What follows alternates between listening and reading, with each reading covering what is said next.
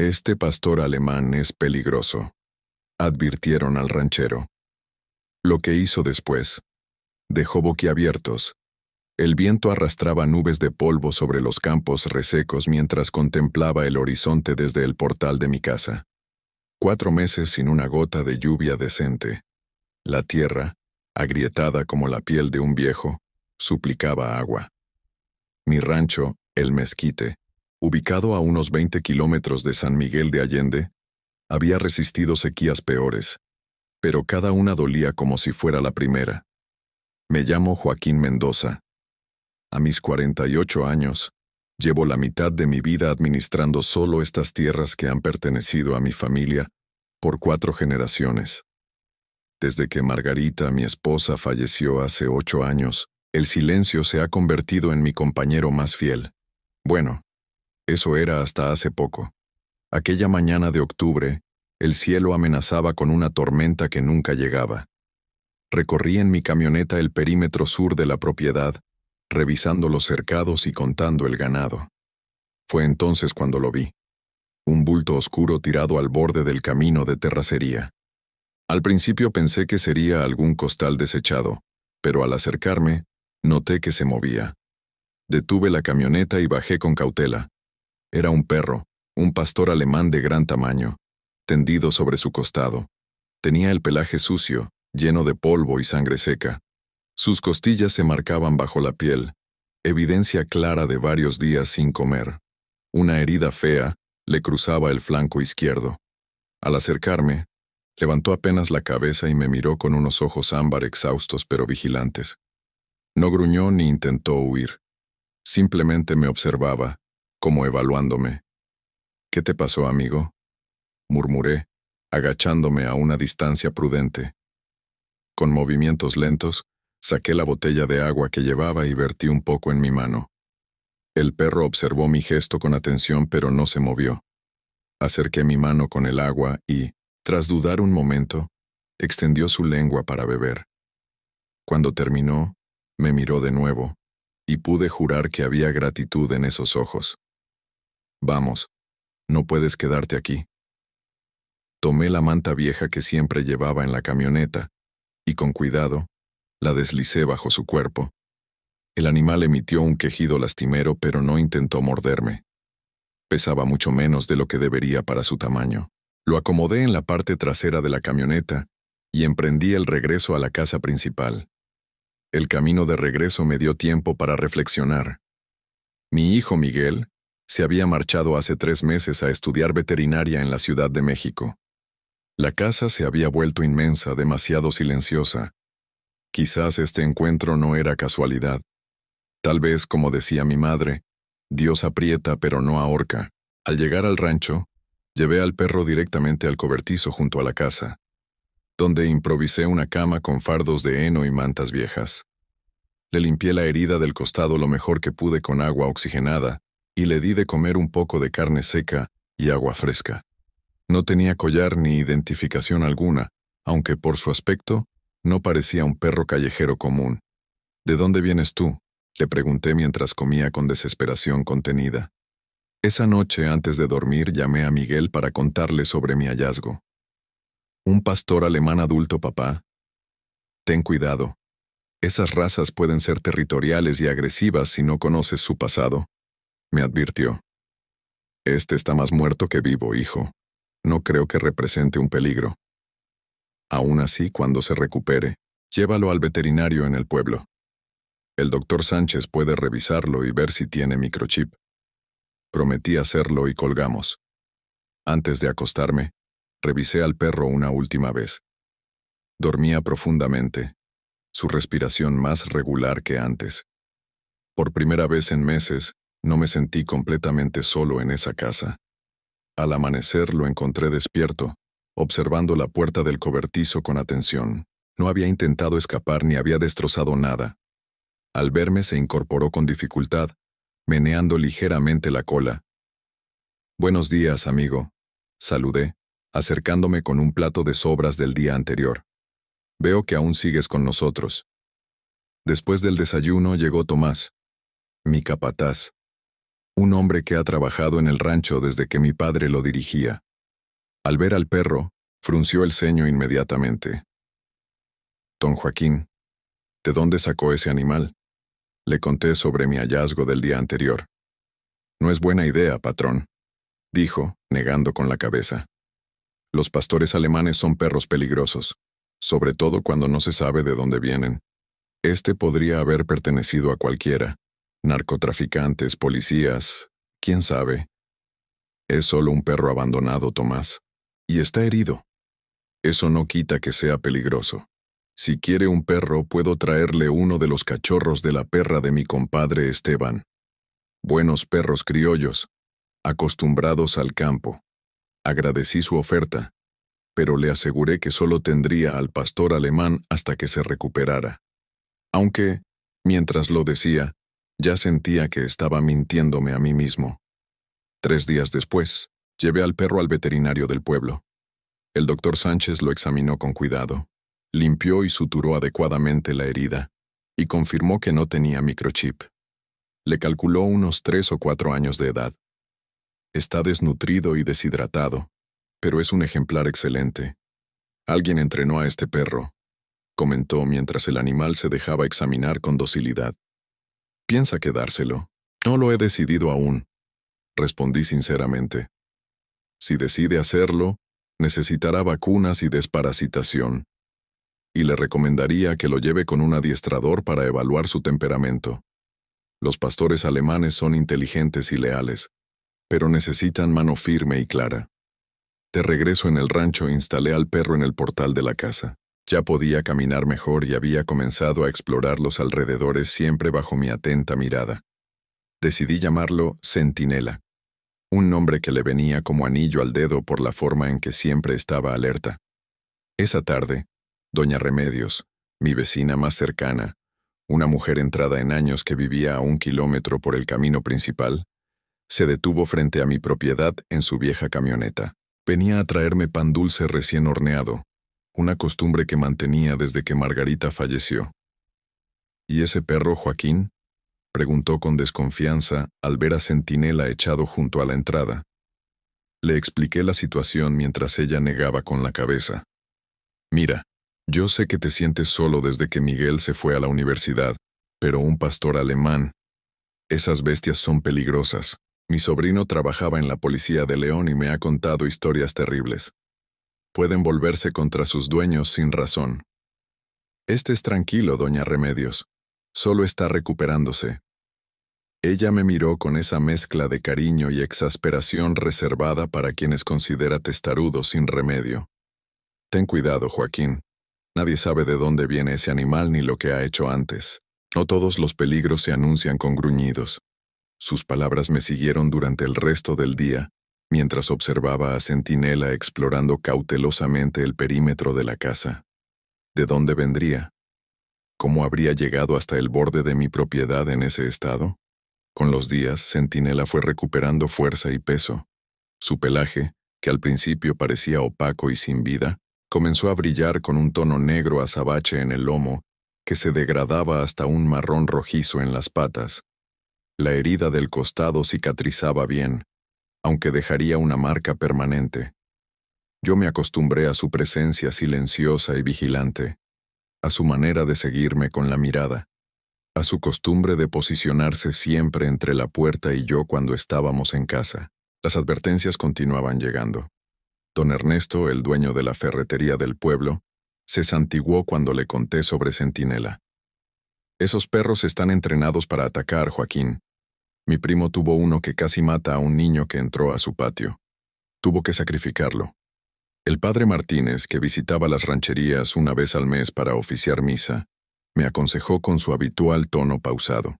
La compañía es una bendición, hijo, pero ese animal podría tener un pasado violento. La prudencia nunca está de más». Incluso Miguel, en nuestras conversaciones telefónicas, insistía en que tuviera cuidado. Pero yo veía algo diferente en Centinela. Detrás de su vigilancia constante y su postura atenta, detectaba una nobleza e inteligencia extraordinarias. No era agresivo con los trabajadores del rancho, aunque mantenía su distancia. No perseguía a las gallinas, ni molestaba al ganado. Simplemente observaba, aprendía y permanecía a mi lado. Una mañana, aproximadamente un mes después de haberlo encontrado, inicié mi rutina habitual. Me levanté al amanecer, preparé café y salí al portal para contemplar el rancho despertar. Centinela, que ahora dormía en una cama que había improvisado en el pasillo, se levantó inmediatamente y se situó a mi lado. Había comenzado a llevarlo conmigo durante mis recorridos matutinos por la propiedad, y él parecía disfrutar estas caminatas tanto como yo. Ese día decidí revisar la parte noreste del rancho, donde se encontraban las viejas instalaciones que mi abuelo había construido. Corrales antiguos, una caballeriza en desuso, y un pequeño granero que ahora servía principalmente como almacén de herramientas. Esta zona, la más antigua de la propiedad, raras veces la visitaba, ya que nos habíamos modernizado y construido nuevas instalaciones más cerca de la casa principal. Mientras caminábamos entre los viejos edificios de adobe y madera, noté que Centinela comenzaba a comportarse de manera extraña. Su paso se volvió más tenso, su nariz trabajaba aceleradamente olfateando el aire, y sus orejas se erguían completamente. De pronto, se adelantó corriendo hacia la vieja caballeriza, un edificio largo y bajo que llevaba al menos 15 años abandonado. Centinela, lo llamé, pero por primera vez no obedeció. Lo seguí hasta la entrada de la caballeriza. El interior estaba en penumbra, con rayos de luz filtrados por las grietas del techo. Centinela se dirigió directamente hacia el fondo del edificio, donde antiguamente estaban los pesebres. Al llegar a uno en particular, comenzó a rascar el suelo de tierra compactada con sus patas delanteras, ladrando insistentemente. «¿Qué pasa, muchacho?», pregunté, acercándome con cautela. El perro continuaba escarbando y ladrando, alternando miradas entre el suelo y yo, como si intentara comunicarme algo urgente. Nunca lo había visto tan agitado. Intrigado, me arrodillé junto a él y aparté sus patas para examinar el área. La tierra estaba dura, compactada por años de abandono, pero Centinela había conseguido remover la capa superficial, revelando algo diferente debajo. No era la tierra rojiza típica de la región, sino un material más oscuro y grumoso, como si hubiera sido removida y vuelta a acomodar. Regresé a la casa por una pala y una linterna. Cuando volví, Centinela seguía en el mismo lugar, vigilando su descubrimiento como si temiera que pudiera desaparecer. Comencé a cavar sistemáticamente. La tierra estaba dura al principio, pero después de unos 20 centímetros se volvió más suelta. Fue entonces cuando la pala chocó contra algo metálico. Mi corazón se aceleró. Con más cuidado, seguí despejando la tierra hasta revelar lo que parecía ser una caja metálica de tamaño mediano, del tipo que se usa para guardar herramientas, pero más antigua. Estaba oxidada en las esquinas, pero parecía relativamente bien conservada. Tenía un candado, también oxidado. Centinela observaba todo el proceso con atención, su cola moviéndose ligeramente, como satisfecho por mi descubrimiento. «¿Cómo sabías que esto estaba aquí?», murmuré acariciándole la cabeza. Usé la pala para forzar el candado, que cedió después de varios intentos. Con manos temblorosas, abrí la caja. Lo primero que vi fueron fajos de billetes antiguos, ordenados y envueltos en plástico transparente, que se había vuelto amarillento con el tiempo. Debajo de los fajos había documentos, fotografías, y lo que parecía ser un diario encuadernado en cuero. Tomé uno de los fajos y examiné los billetes. Eran pesos mexicanos de la década de los 70, de cuando un billete de 1,000 pesos era una suma considerable. Calculé rápidamente que había al menos unos 50 fajos. Las fotografías mostraban a hombres que no reconocía, excepto por una donde, con sorpresa, identifiqué a mi abuelo Rodolfo, junto a un hombre corpulento de bigote tupido. Estaban de pie frente a la casa principal del rancho, mucho más joven y menos desarrollada que ahora. Mi abuelo sonreía tensamente mientras el otro hombre lo abrazaba por los hombros con familiaridad. Los documentos eran más confusos. Recibos, mapas de la región con anotaciones, y varios papeles oficiales con sellos gubernamentales. Entre ellos, un conjunto de escrituras me llamó particularmente la atención. Mostraban planos de tierras que reconocí como las propiedades colindantes, actualmente en manos de don Fernando Rioseco, el político más influyente de la región. Pero lo extraño era que estas escrituras tenían el nombre de mi familia, los Mendoza, como propietarios originales. Sentado en el suelo polvoriento de la vieja caballeriza, con Centinela a mi lado y la caja abierta frente a mí, sentí que acababa de abrir una puerta a un pasado del que nadie me había hablado jamás. ¿Por qué mi abuelo tenía tierras que ahora pertenecían a los Rioseco? ¿Quién era el hombre de la fotografía? ¿Y cómo había terminado este dinero enterrado en nuestra propiedad? Decidí llevar todo a casa para examinarlo con más calma. Cerré la caja y la cargué bajo el brazo. Centinela me seguía de cerca, notablemente más relajado ahora que habíamos recuperado el tesoro que él había localizado. «Eres increíble, ¿sabías?», le dije mientras caminábamos de regreso. «Todos dicen que eres peligroso, pero creo que acaban de quedarse cortos. Eres mucho más que eso». Esa noche, después de asegurarme de que ningún trabajador quedaba en la propiedad, extendí el contenido de la caja sobre la mesa del comedor. Los fajos de billetes sumaban una cantidad considerable, incluso con la devaluación de aquellos pesos antiguos. Pero eran los documentos los que realmente me intrigaban. El diario resultó pertenecer a mi abuelo. En sus páginas, escritas con una caligrafía apretada y nerviosa, descubrí una historia que nunca había escuchado en las reuniones familiares ni en los relatos de mi padre. Según el diario, en 1975, un hombre llamado Raúl Sarmiento había llegado al rancho buscando refugio. Se presentó como un empresario con problemas legales, pero mi abuelo sospechaba que estaba involucrado en negocios turbios. Le ofreció quedarse temporalmente, principalmente por miedo a negarse. Sarmiento pagó generosamente por su estadía y trajo consigo varios hombres armados que patrullaban la propiedad. Durante esos meses, mi abuelo documentó su creciente incomodidad y su sospecha de que Sarmiento utilizaba el rancho como base para operaciones de tráfico de drogas. También mencionaba que el hombre parecía interesado en las tierras colindantes, especialmente las que habían pertenecido a mi familia, pero que habían sido redistribuidas durante la reforma agraria. La última entrada del diario, fechada en noviembre de 1977, relataba que Sarmiento había partido abruptamente después de recibir una llamada.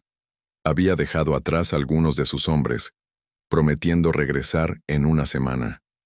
Pero nunca lo hizo.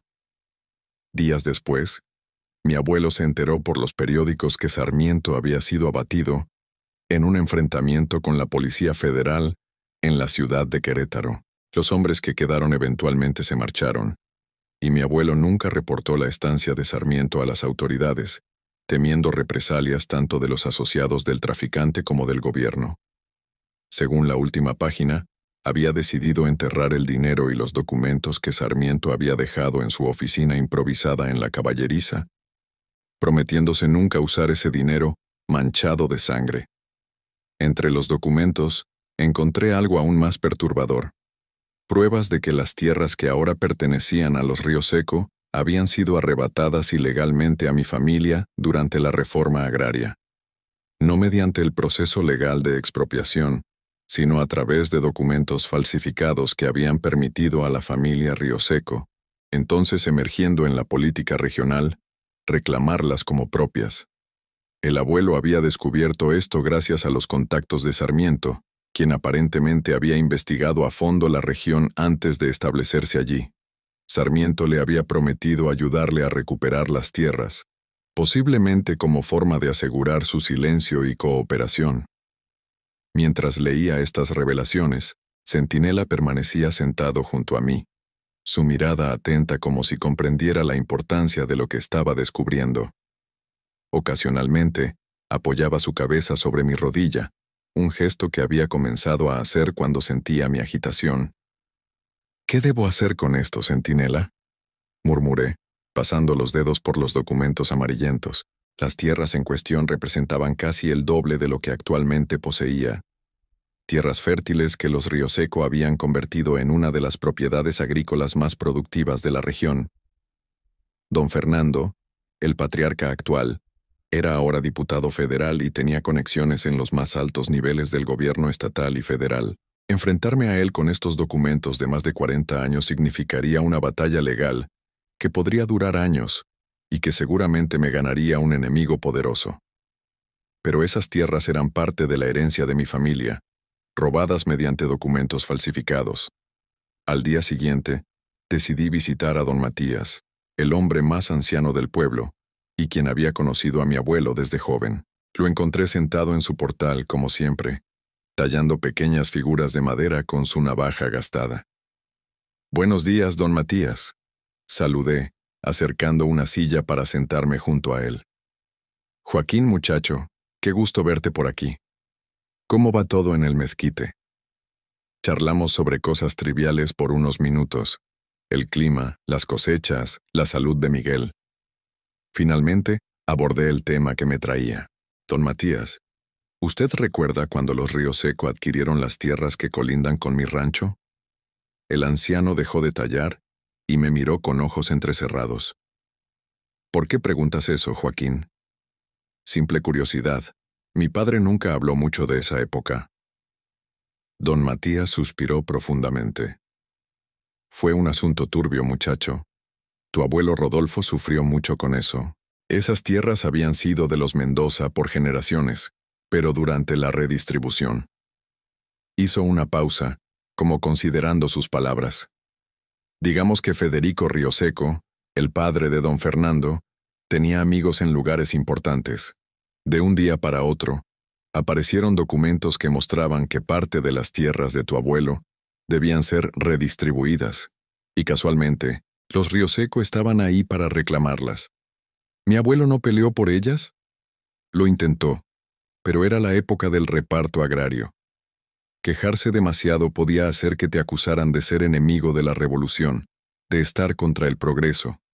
Y los Rioseco ya tenían conexiones políticas. Tu abuelo eventualmente cedió, concentrándose en hacer productivo lo que le quedaba». ¿Alguna vez mencionó a un hombre llamado Raúl Sarmiento? La expresión de don Matías cambió instantáneamente. Sus ojos se abrieron con sorpresa y miró alrededor, como verificando que nadie más pudiera oírnos. ¿Dónde escuchaste ese nombre, muchacho? Le conté sobre mi descubrimiento, omitiendo mencionar a Centinela y su papel en el hallazgo. A medida que relataba la historia, don Matías asentía lentamente, como si piezas de un rompecabezas fueran encajando en su memoria. Sarmiento era un narcotraficante, uno de los primeros grandes en esta región. Se decía que tenía políticos y policías en la nómina. Hubo rumores de que se escondía en ranchos de la zona, pero nadie sabía exactamente dónde. Hizo una pausa. Si tu abuelo lo alojó, debió ser bajo amenaza. Rodolfo era un hombre honesto. Según su diario, lo hizo por miedo, sí. Y ahora tienes pruebas de que los Rioseco obtuvieron ilegalmente esas tierras», murmuró el anciano. «Ten cuidado, Joaquín. Fernando Rioseco no es un hombre que acepte perder lo que considera suyo. Si decides usar esos documentos, prepárate para una guerra». «¿Usted cree que debería hacerlo?» Don Matías guardó silencio durante largo tiempo, su mirada perdida en el horizonte. «Tu abuelo era mi amigo, Joaquín. Lo vi sufrir cuando perdió esas tierras. Lo vi tragarse la injusticia para proteger al resto de su familia. Si ahora existe la posibilidad de corregir ese mal», suspiró. «Pero la decisión debe ser tuya. Solo ten en cuenta que enfrentar a los Rioseco es como despertar a un tigre dormido». Regresé al rancho con la mente llena de dudas. En el camino de tierra, mi camioneta levantaba nubes de polvo rojizo que quedaban suspendidas en el aire inmóvil. Al llegar, encontré a Centinela esperándome en el portal, alerta como siempre. Apenas bajé del vehículo, vino a mi encuentro, rozando su cuerpo contra mi pierna en un gesto poco común en él. «Hola, amigo», le saludé, agachándome para acariciarle el lomo. «Tenemos mucho que pensar, ¿sabes?» Esa noche, revisé nuevamente los documentos, las escrituras originales, los mapas con las divisiones de tierras, las pruebas de la falsificación. Todo estaba allí, esperando que yo decidiera usarlo o volver a enterrarlo. El dinero era otra cuestión. Aunque técnicamente me pertenecía al estar en mi propiedad, su origen era cuestionable. Decidí que, si lo usaba, sería para algo que beneficiara a la comunidad, no para enriquecerme. Pasé los siguientes días en un estado de inquietud constante, dividido entre el deseo de justicia para mi familia y el temor a las consecuencias. Centinela parecía percibir mi ansiedad, manteniéndose más cerca que nunca, vigilante no solo del entorno sino también de mis estados de ánimo. Una tarde, recibí una llamada inesperada. Era Miguel, mi hijo. Papá, estoy pensando en regresar a casa este fin de semana. Tengo unos días libres y me gustaría verte. Su anuncio me alegró inmediatamente. Aunque hablábamos casi a diario, no lo había visto en persona desde que comenzó el semestre. Me encantaría, hijo. Y podrás conocer a Centinela. Ha sido increíble, la verdad. Ah, ¿sigues con el pastor alemán? No ha habido problemas. Le conté brevemente sobre el comportamiento ejemplar de Centinela, omitiendo el descubrimiento del tesoro enterrado. Eso prefería contárselo en persona. Miguel llegó el viernes por la tarde, en un autobús que lo dejó en la entrada del pueblo. Fui a recogerlo en la camioneta, dejando a Centinela en casa. Durante el trayecto de regreso, mi hijo me contó entusiasmado sobre sus estudios, sus nuevos amigos, y cómo la vida en la ciudad era tan diferente a la que conocía. Al llegar al rancho, Centinela nos esperaba en el portal, su postura erguida y vigilante. Miguel bajó de la camioneta y se detuvo, observando al perro con ojo crítico, su futura profesión de veterinario ya influenciando su mirada. «Es impresionante, papá. Un ejemplar magnífico», comentó mientras se acercaba con cautela. Para mi sorpresa, Centinela, que generalmente se mostraba reservado con los extraños, avanzó tranquilamente hacia Miguel, olfateándolo con interés. Después de unos momentos movió ligeramente la cola y se dejó acaricar por mi hijo. «Parece que te ha dado su aprobación», sonreí. «Está increíblemente bien entrenado», observó Miguel. «Mira su postura, su forma de evaluarme. Definitivamente tuvo un entrenamiento profesional». Esa noche, después de cenar, decidí compartir con Miguel todo lo que había descubierto. Extendí los documentos sobre la mesa y le relaté la historia completa, incluyendo el extraordinario papel de Centinela en el hallazgo. «Es como si supiera exactamente qué buscar, Miguel. Como si hubiera estado allí antes».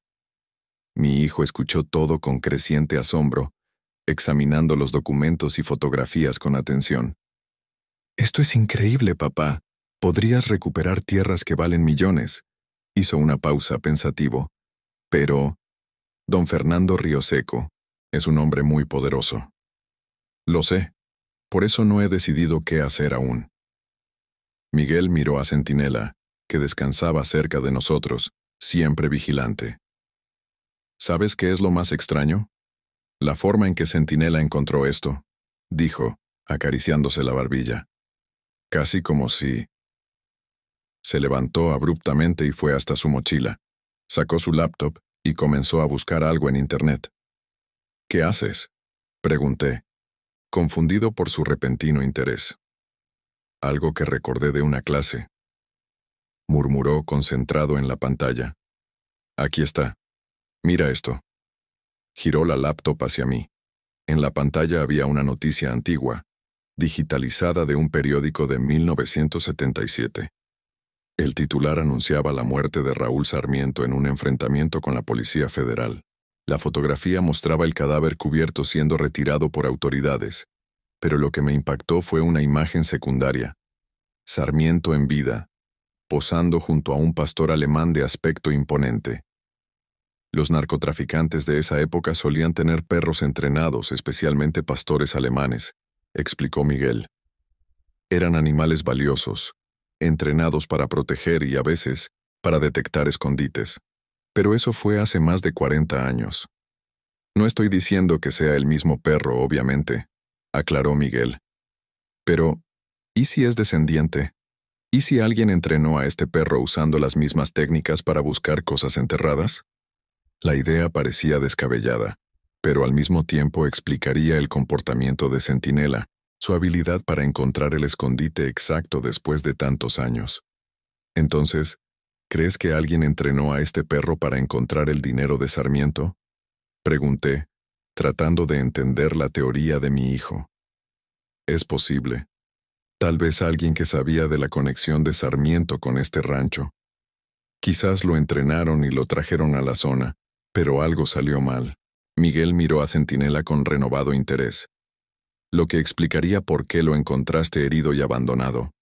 La conversación se extendió hasta la madrugada, discutiendo posibilidades, teorías y, sobre todo, qué hacer con los documentos que podrían cambiar nuestro futuro. Creo que deberías consultar con un abogado especializado en derecho agrario, sugirió finalmente Miguel. Alguien de la ciudad, no de aquí. Alguien que no tenga conexiones con los Río Seco. Acordamos que eso sería lo más prudente. Miguel se ofreció a contactar a un profesor de la universidad que conocía a especialistas en la materia. El fin de semana pasó rápidamente.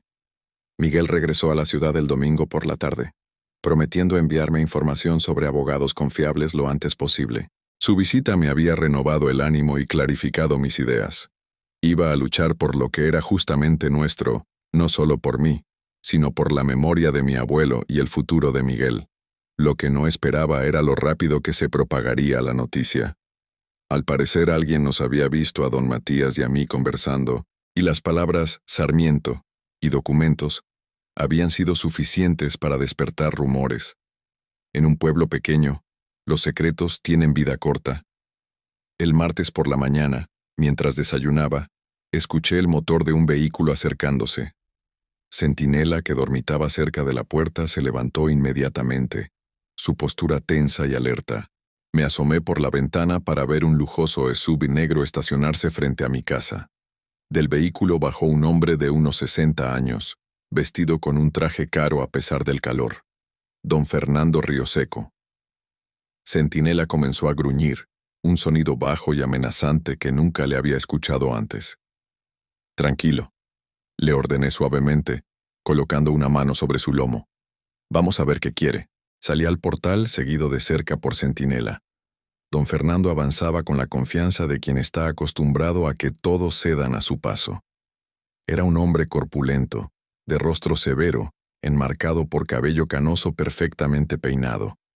A pesar de haberlo visto en eventos del pueblo y en la televisión local, nunca habíamos hablado directamente. Buenos días, Mendoza. Saludó con una sonrisa que no alcanzaba sus ojos. Espero no interrumpir. Don Fernando, qué sorpresa. ¿En qué puedo ayudarlo? Veo que has adoptado un guardián, comentó, mirando a Centinela con desagrado. Los pastores alemanes son animales peligrosos, ¿sabes? Impredecibles. Este ha demostrado ser todo lo contrario. Respondí con calma. ¿Qué lo trae por aquí, don Fernando? El hombre suspiró, como si le costara entrar en materia. Verás, Joaquín, me han llegado rumores bastante específicos sobre ciertos documentos antiguos que aparentemente has encontrado. Sentí que la sangre se me helaba en las venas, pero mantuve mi expresión neutral. La gente habla mucho. Sí, especialmente cuando se trata de tierras y viejas historias. Continuó Rioseco, su tono falsamente casual. Mira, seré directo. Si has encontrado papeles relacionados con la antigua distribución de tierras, te aconsejo que no les des demasiada importancia. Son tiempos pasados, cosas que se hicieron de otra manera. Si se refiere a cómo su padre falsificó documentos para robar tierras a mi familia, sí, son cosas que se hicieron de otra manera, respondí, abandonando toda pretensión. La expresión de Rioseco se endureció. Cuidado con lo que dices, Mendoza. Las acusaciones de ese tipo pueden considerarse difamación. No es difamación cuando tengo pruebas, don Fernando. Nos quedamos mirando en silencio, la tensión palpable entre nosotros. Centinela permanecía pegado a mi pierna, su cuerpo rígido y vigilante, un gruñido constante vibrando en su garganta. Ese perro debería estar amarrado, espetó Rioseco, visiblemente incómodo con la presencia de Centinela. Parece a punto de atacar. Sabe reconocer las amenazas, respondí simplemente. Don Fernando respiró hondo, recomponiéndose. Escucha, Joaquín, no he venido a pelear. He venido a ofrecerte un trato. Cualquier documento de esa época está obsoleto legalmente. Iniciar un proceso basado en ello solo te traerá gastos, tiempo perdido y problemas innecesarios. ¿Es una amenaza? Una advertencia amistosa, corrigió con sonrisa tensa, pero también una oportunidad. Estoy dispuesto a comprarte el mezquite por el doble de su valor de mercado. Podrías mudarte a la ciudad, estar cerca de tu hijo, comenzar una nueva vida sin las preocupaciones de mantener un rancho en estos tiempos difíciles. La oferta era tentadora desde un punto de vista puramente económico. El rancho, aunque productivo, requería trabajo constante, y la sequía de los últimos años había reducido las ganancias. Pero esta tierra era más que un negocio para mí. Era mi hogar, mi herencia, el lugar donde habían vivido y muerto mis padres, donde había criado a mi hijo. Agradezco su oferta, don Fernando, pero no está en venta, respondí firmemente. Y respecto a los documentos, ya están en manos de un abogado. Era una mentira, pero necesitaba ganar tiempo. Miguel aún no me había contactado con el especialista prometido. Rioseco me estudió por un momento, su mirada calculadora. Piénsalo bien, Mendoza. Mi oferta estará sobre la mesa solo esta semana. Hizo una pausa. Y recuerda, los documentos viejos se pierden, se queman, desaparecen. Sería una lástima que después de encontrar algo tan valioso, de pronto ya no lo tuvieras. Con esas palabras giró sobre sus talones y regresó a su vehículo. Centinela y yo lo observamos partir, levantando una nube de polvo en el camino. Apenas el sub desapareció en la distancia, entré a la casa y llamé a Miguel. Le conté sobre la visita de Rioseco y su velada amenaza. «Esto es serio, papá», dijo, preocupación evidente en su voz. «Si ya sabe de los documentos, podría intentar algo. Deberías hacer copias y guardarlas en un lugar seguro. Y tal vez deberías considerar venir a la ciudad por un tiempo. No voy a huir de mi propia casa, hijo. No es huir, es ser precavido», insistió. «Mira, tengo buenas noticias. Hablé con mi profesor y me dio el contacto de una abogada especializada en derecho agrario. Es reconocida por casos contra grandes terratenientes. Se llama Elena Fuentes y está dispuesta a reunirse contigo esta semana. Acordamos que viajaría a la ciudad en 2 días para reunirme con la abogada. Mientras tanto, seguiría el consejo de Miguel. Hice copias digitales de todos los documentos. Las envié a su correo electrónico y guardé los originales en la caja fuerte de la casa. Esa noche no pude dormir. La amenaza de Rioseco resonaba en mi mente, mezclándose con las historias que había leído en el diario de mi abuelo. El viento soplaba con fuerza inusual, haciendo crujir las vigas del techo y silbando entre los árboles del jardín. Centinela también parecía inquieto, levantándose ocasionalmente para mirar por la ventana antes de volver a echarse cerca de mi cama. Cerca de la medianoche, un sonido diferente cortó el aire. El motor de vehículos acercándose. Centinela se levantó de un salto, un gruñido profundo emanando de su garganta. Me puse rápidamente los pantalones y tomé la escopeta que guardaba en el armario. «Vamos a ver, muchacho», murmuré, mientras nos dirigíamos a la ventana frontal. 2 camionetas sin luces se habían detenido a unos 100 metros de la casa. En la penumbra, distinguí las siluetas de al menos 4 hombres bajando de los vehículos. Llevaban objetos largos que, con un escalofrío, reconocí como armas. Centinela no esperó órdenes. Salió disparado por la puerta que comunicaba con el patio trasero, una puerta que yo había modificado para que pudiera entrar y salir libremente. Intenté llamarlo, pero ya era tarde. Había desaparecido en la oscuridad. Con el corazón martillando en mi pecho, consideré mis opciones. Podía quedarme dentro y esperar, preparado para defender mi hogar si entraban. O podía intentar escapar por la parte trasera, llegar a uno de los cobertizos y esperar a que se fueran. pero no podía dejar a Centinela solo. Decidí salir por la puerta trasera, moviéndome agachado entre las sombras. La luna, parcialmente cubierta por nubes, proporcionaba apenas suficiente luz para ver. Me dirigí hacia el viejo granero, desde donde tendría una vista clara de la casa principal sin ser visto. Entonces, escuché el primer ladrido. Centinela había localizado a los intrusos y estaba haciendo exactamente lo que un perro guardián haría: alertar y distraer. Los ladridos se convirtieron en gruñidos feroces, seguidos por gritos de sorpresa y miedo. «¡Maldita sea el perro! ¡Cuidado!». Un disparo cortó el aire, seguido por un aullido de dolor que me heló la sangre. Sin pensar, salí de mi escondite corriendo hacia el origen del sonido, la escopeta lista. «¡Centinela!», grité, abandonando toda precaución. Lo encontré en el límite entre el jardín y el camino principal, tambaleándose pero aún de pie. Frente a él, un hombre sostenía su brazo sangrante mientras otro apuntaba una pistola hacia el perro. Sin dudarlo, levanté mi escopeta y disparé al aire. «El siguiente va directo a ustedes», advertí, mi voz firme a pesar del miedo. «Esta es propiedad privada y tengo derecho a defenderla».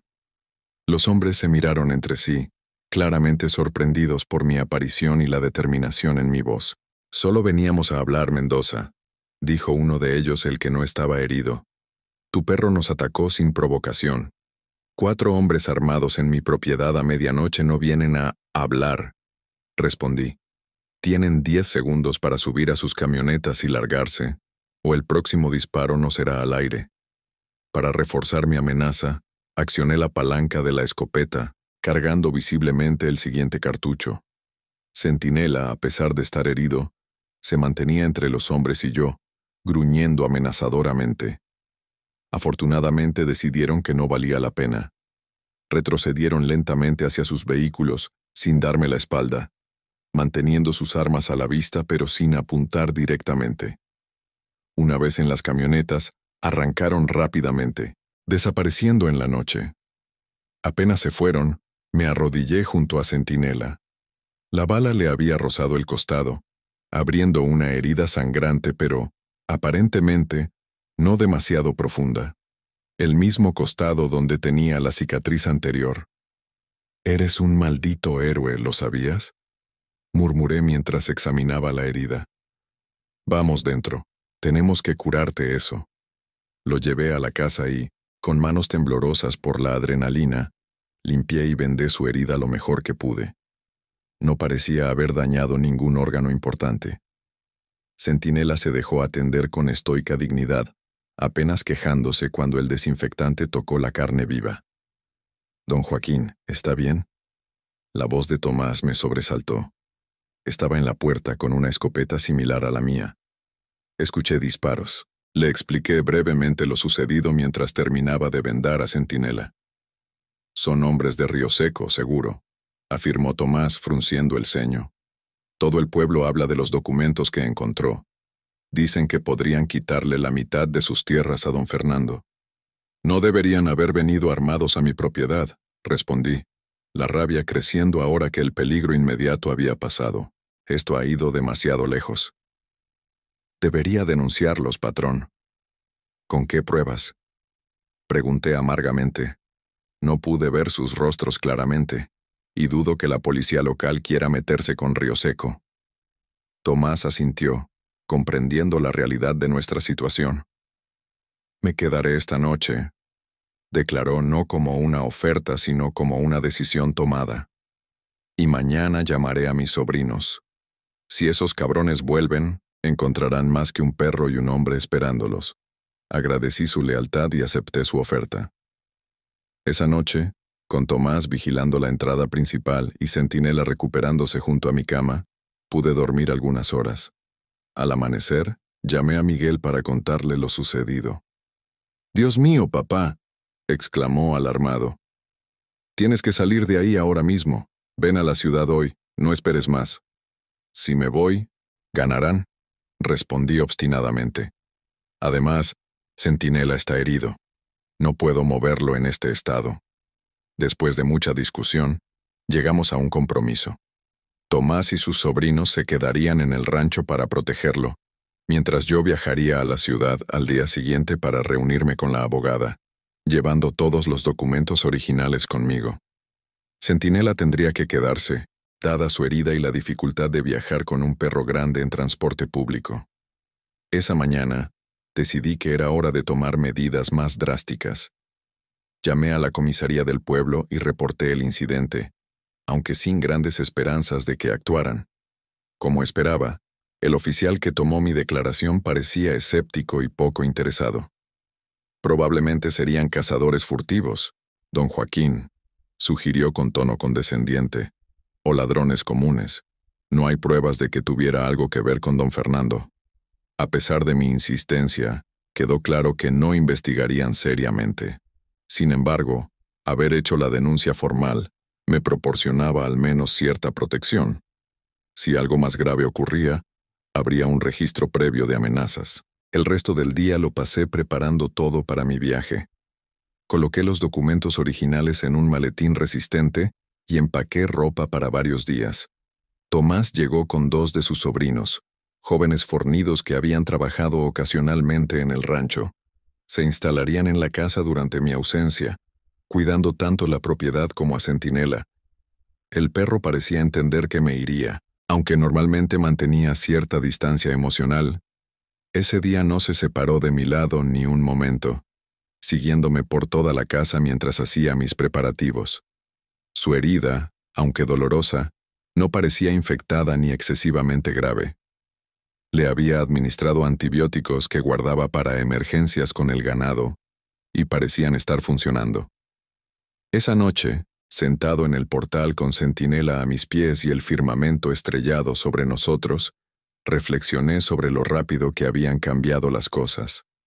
Hace apenas un mes, mi vida era una rutina tranquila y solitaria.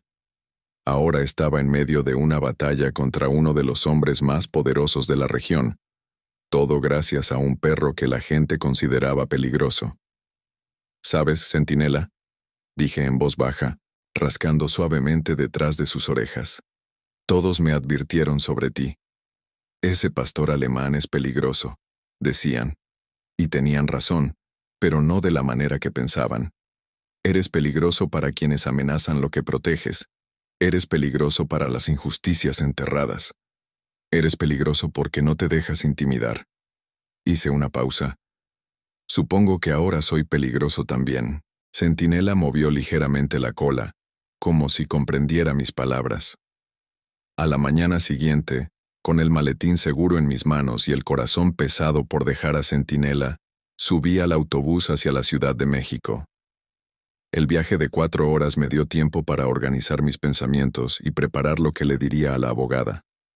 La licenciada Elena Fuentes resultó ser una mujer impresionante, de unos 50 años, con cabello negro recogido en un moño severo y ojos penetrantes que parecían evaluar cada palabra que decías. Su despacho, ubicado en un edificio moderno del centro, reflejaba éxito profesional sin ostentación. Después de escuchar mi historia completa y revisar los documentos durante casi 2 horas, cerró la carpeta con un gesto decidido. «Tiene un caso sólido, señor Mendoza», declaró. «Estos documentos demuestran claramente la falsificación y el fraude. El problema es que han pasado más de 40 años, lo que complica las cosas desde el punto de vista legal. Sin embargo, hay precedentes de casos similares donde las tierras fueron devueltas a los propietarios originales, especialmente cuando la adquisición fraudulenta puede probarse. ¿Qué recomienda, licenciada?» «Primero, asegurar estos documentos. Haré copias certificadas y las registraremos ante notario hoy mismo», respondió sin titubear. «Segundo, presentaremos una demanda formal contra Fernando Rioseco y solicitaremos medidas cautelares para proteger tanto los documentos como su propiedad actual. El intento de intimidación de anoche nos da motivos adicionales. Acordamos proceder inmediatamente. Mientras Elena y su asistente se ocupaban de hacer las copias certificadas, llamé a Tomás para verificar que todo estuviera en orden en el rancho. «Todo tranquilo, patrón», me aseguró. El perro está mejor, ya quiere salir a patrullar. Tiene agallas ese animal. Manténlo dentro hasta que la herida cicatrice bien, le pedí. Y Tomás, gracias por todo. No hay de qué, don Joaquín. Esta tierra también es parte de mi vida. Pasé los siguientes 2 días en la ciudad, hospedándome en el pequeño apartamento de Miguel. Mi hijo estaba visiblemente preocupado, pero orgulloso de mi decisión de luchar. Me acompañó a todas las reuniones con Elena y ofreció ideas que, para mi sorpresa, la abogada consideró valiosas. Tu hijo tiene mente de estratega, Joaquín, comentó Elena durante nuestra última reunión. La idea de involucrar a los medios nacionales podría ser crucial. Si esto se convierte en una historia de interés público, Río Seco tendrá más difícil usar sus influencias locales. El plan que habíamos desarrollado era meticuloso. Primero presentaríamos la demanda formal, luego daríamos una entrevista exclusiva a un periodista de investigación reconocido nacionalmente que Elena conocía. Paralelamente, solicitaríamos protección federal, argumentando que las autoridades locales estaban comprometidas con Río Seco. Era un plan arriesgado, pero tenía posibilidades de éxito. La mañana que debía regresar al rancho, Miguel me acompañó a la terminal de autobuses. Mientras esperábamos la salida, mi teléfono sonó. Era Tomás, y su tono me alertó inmediatamente que algo andaba mal. Don Joaquín, hubo problemas anoche, dijo, su voz tensa. Llegaron como 10 hombres, armados todos. Nos superaban en número, pero resistimos. Dispararon a las ventanas. Intentaron entrar. ¿Están todos bien?, pregunté, el corazón acelerado. Mis sobrinos y yo estamos ilesos, gracias a Dios, pero... Hizo una pausa dolorosa.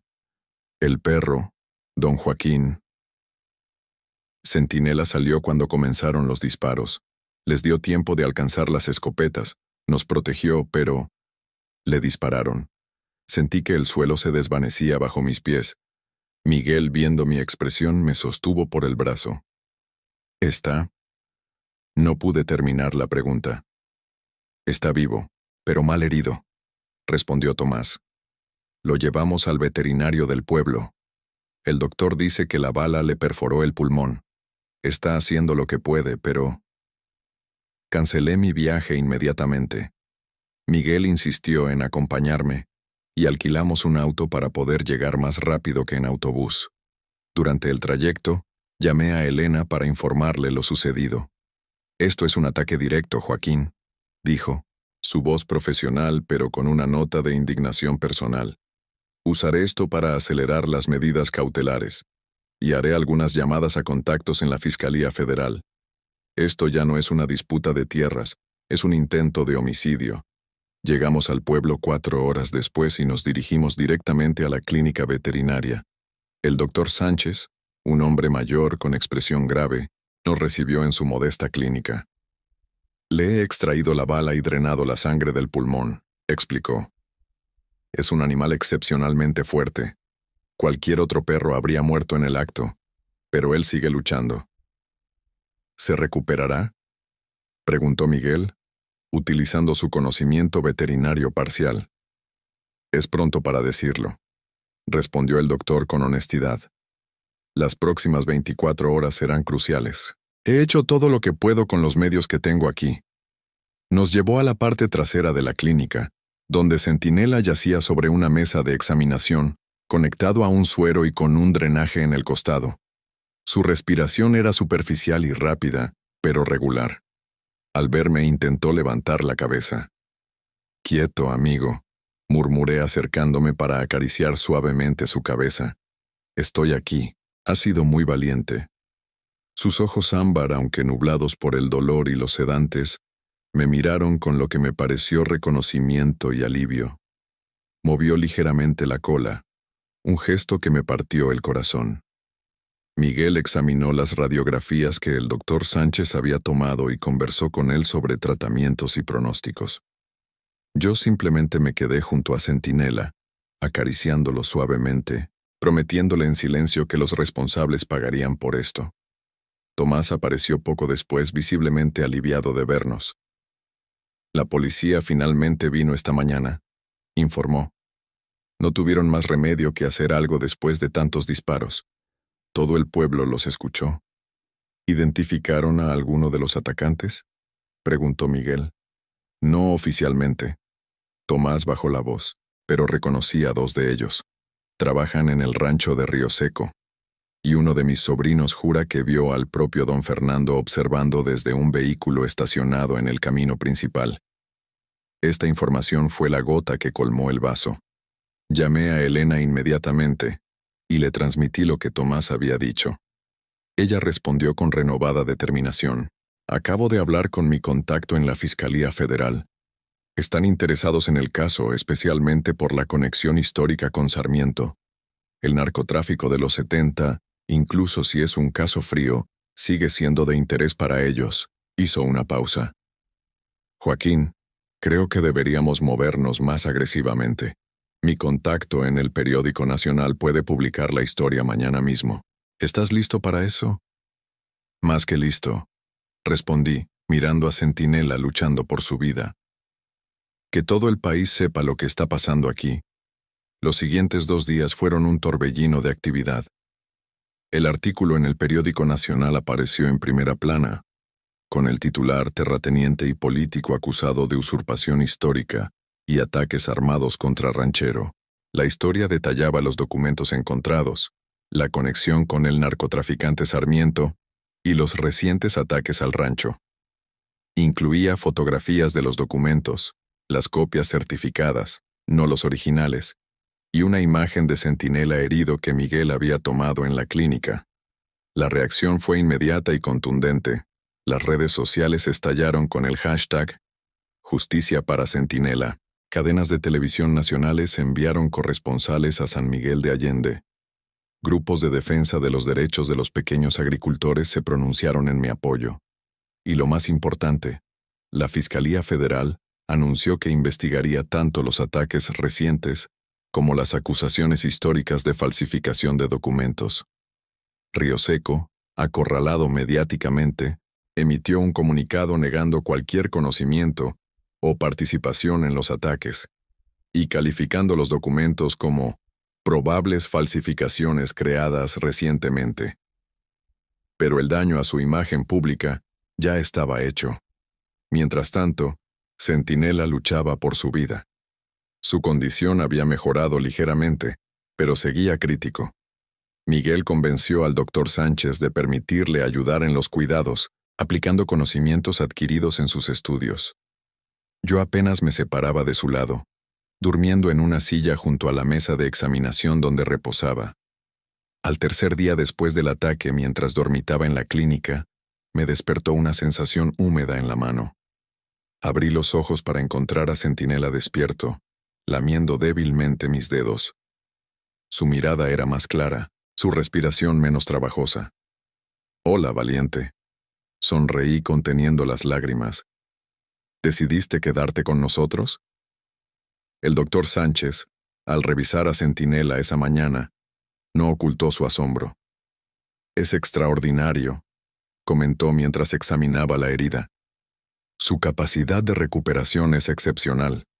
Si sigue así, en una semana podría volver a casa con cuidados». La noticia de la mejoría de Centinela coincidió con otro desarrollo importante. La Fiscalía Federal había emitido órdenes de aprehensión contra 2 hombres identificados como participantes en el ataque al rancho. Más significativamente, habían citado a Fernando Río Seco para declarar sobre su presunta participación. Elena me llamó para comunicarme los avances legales. El juez ha aceptado nuestras pruebas documentales como potencialmente válidas y ha ordenado un peritaje independiente, explicó. Mientras tanto, ha dictado medidas cautelares que impiden a Río Seco acercarse a ti, a tu propiedad o a cualquiera asociado contigo. También ha congelado preventivamente cualquier intento de venta o transferencia de las tierras en disputa.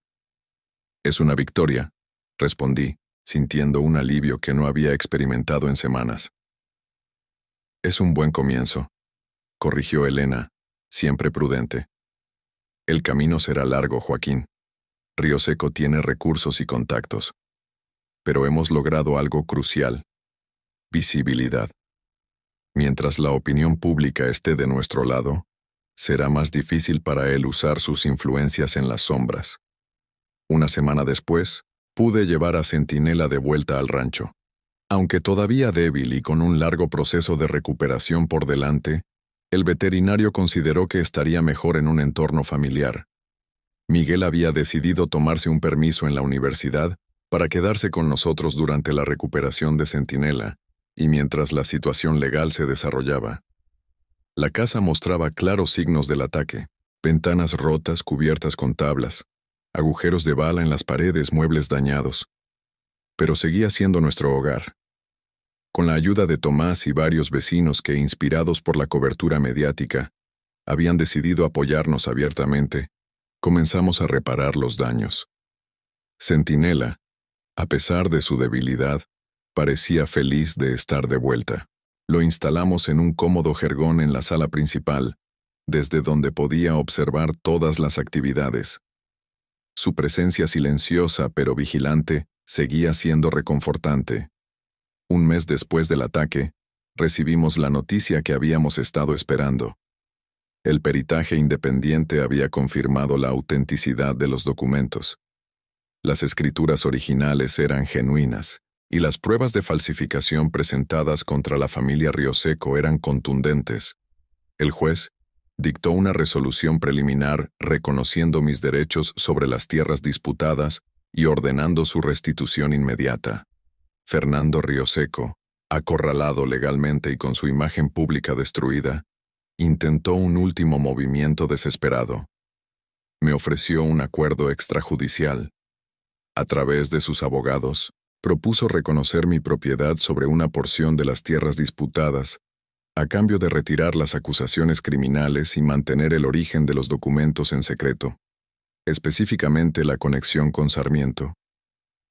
Elena me presentó la oferta sin expresar su opinión, dejando la decisión completamente en mis manos. Esa noche, sentado en el portal con Miguel y Centinela, ya capaz de caminar por sí mismo y recuperando fuerzas cada día, consideré cuidadosamente mis opciones. ¿Qué piensas, hijo?, pregunté finalmente. Miguel, que había madurado visiblemente durante estas semanas de crisis, reflexionó antes de responder. Creo que depende de lo que quieras lograr, papá. Si es solo recuperar las tierras, el acuerdo tiene sentido. Obtienes parte de lo que es tuyo sin más batallas legales. Hizo una pausa. Pero si buscas justicia completa, si quieres que se reconozca públicamente lo que hicieron. Centinela, como si entendiera la importancia de la conversación, se acercó y apoyó su cabeza sobre mi rodilla, mirándome con esos ojos ámbar que parecían contener una sabiduría antigua. ¿Sabes?, dije, acariciando al perro. Cuando encontré a Centinela todos me advirtieron: ese pastor alemán es peligroso. Y tenían razón, pero no como ellos pensaban. Es peligroso para quienes intentan apropiarse de lo que no les pertenece. Es peligroso porque no se rinde, porque protege lo que ama. Miré a Miguel. Creo que he aprendido eso de él. No quiero solo recuperar las tierras. Quiero que se haga justicia, que la verdad salga a la luz. Para mi abuelo, para nuestra familia, para todos los pequeños agricultores que han sido víctimas de hombres como Río Seco. Mi hijo sonrió, asintiendo con aprobación. Entonces ya tienes tu respuesta. Rechazamos el acuerdo.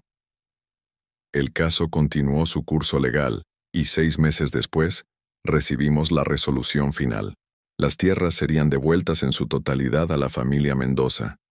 Y Fernando Río Seco enfrentaría cargos por falsificación de documentos, intento de homicidio y asociación con el crimen organizado, debido a la conexión con Sarmiento que había emergido durante la investigación. La victoria fue agridulce. El proceso había sido agotador, y las tierras recuperadas requerirían tiempo y esfuerzo para integrarse nuevamente al funcionamiento del rancho. Pero sentía que había honrado la memoria de mi abuelo y asegurado un legado para Miguel y las futuras generaciones. Con parte del dinero encontrado, cuyo origen había sido explicado a las autoridades, quienes me permitieron conservar un porcentaje como recompensa por ayudar a cerrar un caso frío de narcotráfico. Establecí una fundación para proteger los derechos de pequeños agricultores y rancheros de la región. La nombré Fundación Centinela, en honor al verdadero héroe de nuestra historia. Hablando de él, Centinela se recuperó completamente con el tiempo. La cicatriz en su costado se sumó a la anterior, marcas de batalla que llevaba con dignidad. Seguía siendo mi sombra constante, mi guardián silencioso, mi amigo más leal. Una tarde, casi un año después de haberlo encontrado al borde del camino, estábamos sentados en el portal observando el atardecer sobre las tierras recuperadas. Miguel, que ahora dividía su tiempo entre sus estudios en la ciudad y el rancho, se había unido a nosotros durante las vacaciones y planeaba ayudar con la administración de las nuevas tierras una vez graduado. «¿Sabes, papá?», comentó mientras compartíamos un café. «Nunca descubrimos realmente de dónde vino Centinela. ¿Cómo sabía dónde estaba enterrado ese tesoro?». Miré al perro, que descansaba tranquilamente a mis pies, su expresión serena pero siempre alerta. «Algunas cosas quizás es mejor no saberlas, hijo», respondí con una sonrisa. «Prefiero pensar que fue el destino, que él me encontró cuando lo necesitaba, y yo a él cuando me necesitaba». Miguel asintió aceptando mi respuesta. «Lo que sí sabemos», añadió, «es que todos estaban equivocados sobre él. Ese pastor alemán es peligroso», decían. «Y mira ahora, es el héroe del pueblo». Era cierto, Centinela se había convertido en una especie de celebridad local. Los niños del pueblo le pedían acariciarlo cuando nos veían en la plaza. Los ancianos lo saludaban con respeto. E incluso había aparecido en reportajes nacionales sobre nuestra historia. «No estaban del todo equivocados», dije, rascando detrás de las orejas de Centinela, quien respondió con un movimiento suave de su cola. «Es peligroso, pero solo para quienes amenacen lo que ama y protege, como cualquier buen mexicano con su tierra y su familia». El sol descendió finalmente tras las colinas, tiñendo el cielo de rojo y dorado. Las tierras de los Mendoza, completas nuevamente después de décadas, se extendían ante nosotros, prometiendo un futuro que, aunque desafiante, enfrentaríamos juntos. Mi hijo, mi rancho y mi extraordinario perro. Un pastor alemán que todos advirtieron que era peligroso, y que terminó siendo exactamente eso, de la manera más heroica posible.